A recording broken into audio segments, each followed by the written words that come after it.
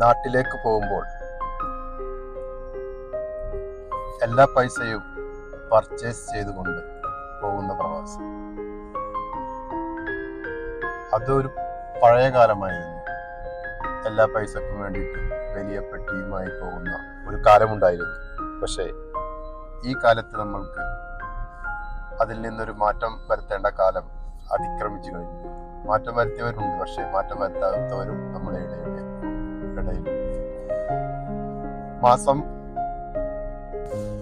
എൻ്റെ ഒരു സുഹൃത്ത് അടുത്ത് പറയുകയുണ്ടായി, 1,00,000 രൂപയാണ് നാട്ടിലേക്ക് അയച്ചത്. ഞാൻ ചോദിച്ചു, എന്തെങ്കിലും കാര്യമുണ്ടാവും? എന്നാൽ ആൾ പറഞ്ഞത്, എല്ലാ മാസവും 1,00,000 രൂപ അയക്കേണ്ടതുണ്ട്. എന്നാൽ ഈ 1,00,000 രൂപ മാസം ചെലവിന് ആണ്. ഇത് നാട്ടിൽ ജോലിയില്ലാതെ ചെന്ന് നിൽക്കുമ്പോൾ ഇത് സാധിക്കുമോ?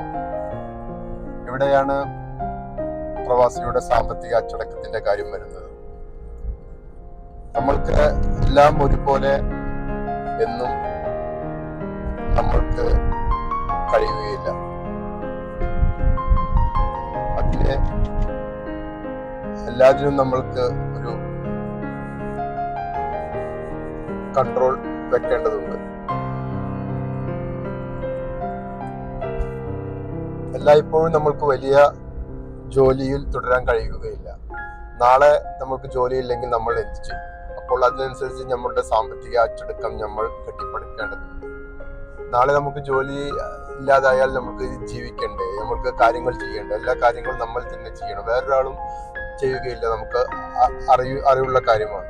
നമ്മൾ കടം വാങ്ങിച്ചും അല്ലെങ്കിൽ നമ്മൾ ലോൺ എടുത്തും എന്തെല്ലാം കാര്യങ്ങൾ ചെയ്യേണ്ടതുണ്ട്. അതിനോടുള്ള മാനസിക സ്ട്രെസ്സും കാര്യങ്ങളുമായിട്ട് നമ്മുടെ ജീവിതം പ്രശ്നത്തിലേക്കും പ്രയാസത്തിലേക്കും നീങ്ങും. അതുകൊണ്ട് നമ്മൾ എന്തെങ്കിലും പൈസ കിട്ടുകയാണെങ്കിൽ അത് സ്വരൂപിച്ചുകൊണ്ട് നമ്മൾ മുന്നോട്ട് പോകേണ്ടതുണ്ട്.